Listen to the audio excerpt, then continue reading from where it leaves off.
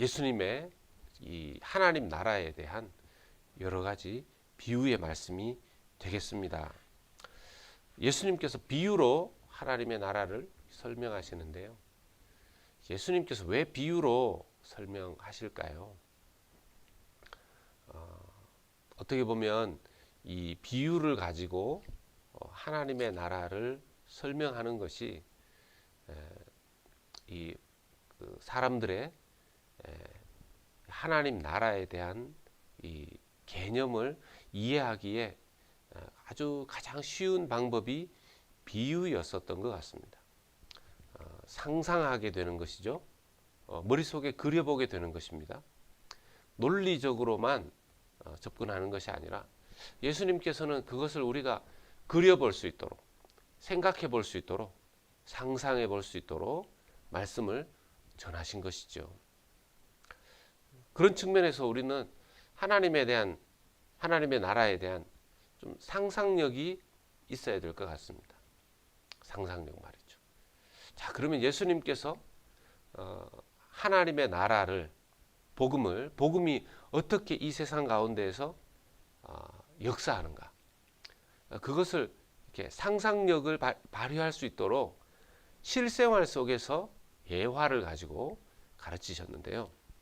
오늘 말씀 가운데 보면 첫 번째는 가라지의 비유입니다. 가라지의 비유. 여기서 이제 이 가라지, 성경에서 이 말하는 이 가라지는 우리가 흔히 참 이렇게 많이 들어왔습니다. 교회 안에 이 알곡과 가라지가 있다. 이렇게 많이 비유를 그렇게 해석했는데요. 성경을 자세히 들여다보면 이 가라지가 뿌려져 있는 밭을 교회라고 성경이 말하지 않습니다. 말씀해 보면 38절에요. 밭은 세상이요 하고 예수님께서 설명하셨습니다. 그러니까 이 밭은 교회를 말하는 것이 첫 번째가 아니고 이 세상 전체가 하나님의 밭이라는 것입니다. 그 세상이라는 전체에 하나님께서 복음의 씨앗이 뿌려졌다라는 것이죠. 이 세상 전체에 복음을 뿌리셨는데 이 복음을 받고 하나님의 자녀들이 된 좋은 씨앗들, 알곡들 있고요. 또 그렇지 않은 가라지도 있다는 겁니다. 사람들이 잘 때라는 것은 이제 알지 못하는 때라는 의미가 되죠. 26절에 싹이 나고 결실할 때에, 싹이 나고 결실한다는 것은 무엇입니까? 복음을 받은 자들의 변화를 말하는 것이죠. 내가 정말 복음의 씨앗, 하나님 예수 그리스도의 그 복음을 받은 사람인가 알 수 있는 방법은 뭐겠습니까? 싹이 나고 결실이 나는 삶의 변화입니다. 내가 올바른 믿음을 가지고 있다면 어떻게 해서든지 변화가 일어나게 되어 있습니다. 일어나야 된다는 것입니다. 이 부분에 대해서는 우리가 정말 좀 믿음의 정리가 필요한 것 같습니다. 자, 어쨌든 말씀으로 좀 돌아와 보면 밭은 교회가 아니고 38절 말씀에 세상이라 그랬습니다. 세상 속에서 예수님을 믿는 자들, 하나님의 복음을 받아들이고 믿는 자들, 그 삶이 복음으로 계속 변화되어지고 결실이 나오는 자들, 그렇지 않은 가라지도 있다는 겁니다. 이 가라지는 뭐냐? 저는 이제 많이 들어왔던 게 우리는 잡초다 이렇게 이제 이렇게 속이 비어 있는 또 풀이다 이렇게 얘기하는데, 성경에서 말하는 그때 당시에 가라지는 독보리라고 합니다. 독보리. 뭡니까? 밀을 까서 그 안에 이제 알갱이를 가지고 갈고 해서 밀가루를 만들지 않습니까? 이제 그걸로 빻아서 또 이 반죽을 해서 빵을 만들죠. 그런데 독보리라고 있는데 생긴 모습은 이 밀과 비슷한데 사실은 독보리 먹으면 큰일 나는 거죠. 이렇게. 이름 자체가 독보리라는 겁니다. 가라지가. 이 가라지가 독보리를 의미했는데 당시에 로마 법으로요. 이 독보리를 고의적으로 어떤 사람의 밭에 뿌리게 되면 처벌받게 되어 있었습니다. 예, 그 정도로 이 독보리는 그 사람들을 해치기도 하고 하는 것이죠. 이 독보리, 이 독보리는 예수님께서 어떻게 해석하십니까? 악한 자의 아들들이요. 예수 믿지 않고 버티고 끝까지 불순종하고 하는 사람들이라고 할 수 있겠습니다. 근데 이 독보리는요, 나중에 풀무불에 던져지게 된다 그랬습니다. 자, 여기서 우리가 좀 교훈으로 받아야 되는 거, 그것은 가라지 비유에서 예수님께서 그 모든 복음을 뿌리게 하시는 것, 그리고 복음의 열매를 거두게 하시는 것, 심판이죠. 그 모든 것들이 복음의 주인공, 복음의 주인이 바로 예수 그리스도이시라는 것입니다. 우리가 복음을 이야기할 때 예수님의 복음, 십자가 복음, 다른 복음은 없다 그랬습니다. 다른 성경이 말하는 다른 기쁜 소식은 없다 그랬습니다. 오직 주 예수 그리스도의 십자가 복음, 부활의 복음, 예수 그리스도 그 복음, 주인공이 오직 예수 그리스도라는 것입니다.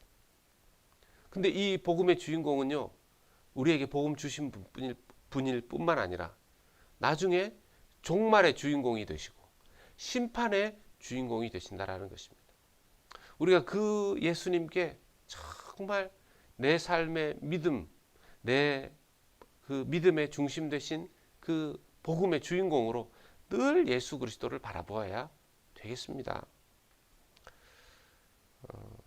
두 번째는 겨자씨 비유인데요. 31절에 32절이죠. 겨자씨의 비유를 보면 자기 밭에 심은 겨자씨 하나를 같다. 겨자씨가 제일 작은 씨앗은 아니랍니다. 그거보다 더 작은 씨앗도 있대요. 그런데 그럼에도 불구하고 겨자씨는 아주 작은 거에 속하죠.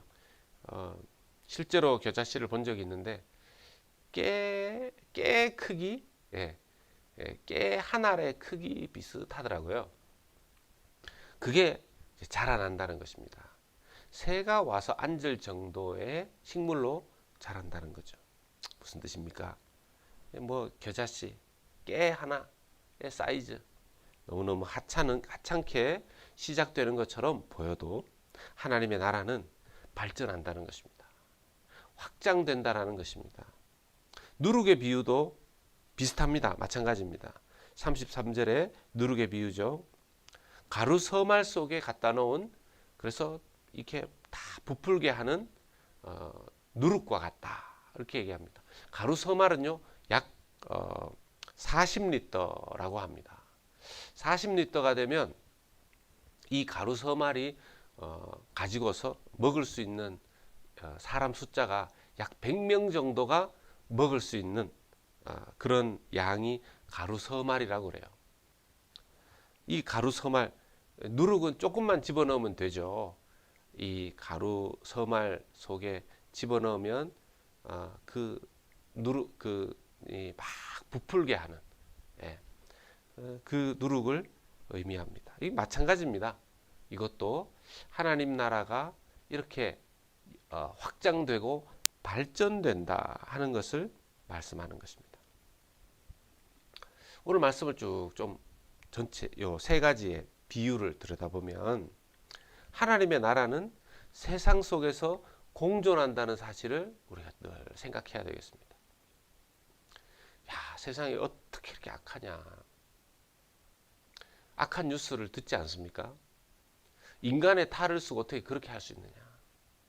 그런 얘기를 우리가 현실 속에서 보지 않습니까? 그런 일들이 어떻게 있을 수 있을까요? 세상 속에서. 심지어는 교회 안에서도 있을 때가 있지만. 그래서 그걸 가지고 요즘 젊은이들은 고민을 많이 하고 또 실망도 많이 하는 것 같습니다. 하나님 이 세상에 계시냐? 그런 젊은이들 봤어요. 하나님이 살아계신데 어떻게 뭐 예를 들어서 우크라이나 같은 그런 나라에 전쟁이 그렇게 있게끔 하나님이 가만히 놔두시냐. 오늘 말씀을 보면 이 세상은요, 악과 선이 공존하고 복음을 믿는 자들과 믿지 않는 자들이 공존하고 하나님의 역사하심을 받아들이고 살아가는 자들과 하나님의 역사하심을 거부하는 자들이 공존한다는 것입니다. 이 세상 속에서. 그리고 또 한 가지는 하나님의 복음은요, 거대하고 강력한 성장이 있다는 것입니다. 아무리 뭐 실망하는 것들이 일들이 일어나고 한다 할지라도 하나님의 나라, 그 하나님의 나라는 오늘도 확장되고 있습니다. 성장하고 있습니다. 그건 또 놀라운 것이죠. 세상이 이렇지만 또 하나님의 그 복음을 성령의 역사 가운데 받아들이고 믿고, 여러분 하나님의 나라는요 그냥 자라는 게 아니라 사람을 통해서 자라나게 되죠. 하나님 나라의 복음의 주인은 예수 그리스도이시고 우리는 그 주님의 제자들로서 복음을 받은 자들로서 주변을 돌아보면요, 오늘도 예수 믿는 사람, 오늘도 그 복음으로 변화되는 사람, 오늘도 그 복음 안에서 자기 인생을 드리는 사람, 오늘도 복음을 끌어안고 씨름하며 자기의 삶이 복음으로 결실을 맺어가야 된다는 것을 고민하고 씨름하는 사람들이 있다는 것입니다. 저와 여러분들이 그런 고민 속에 있는, 그런 확장됨 속에 있는 사람들 아닙니까?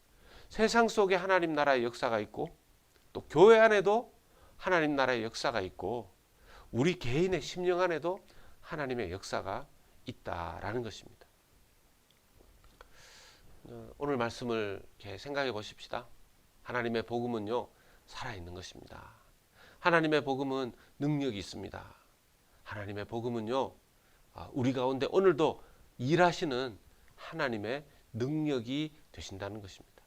그 복음을 알고 있고 그 복음을 믿고 있고 그 복음을 붙잡고 있고 그 복음을 사랑하며 그 복음으로 충만해지는, 그 복음을 위해서 기도하며 그 복음 사역에 오늘도 우리를 부르셔서 하나님 쓰시는 그 일을 위하여 기도하고 순종하는 복된 하루가 되시기를, 그러한 우리의 남은 인생 될 수 있기를, 되게 하시기를 주님의 이름으로 축원합니다.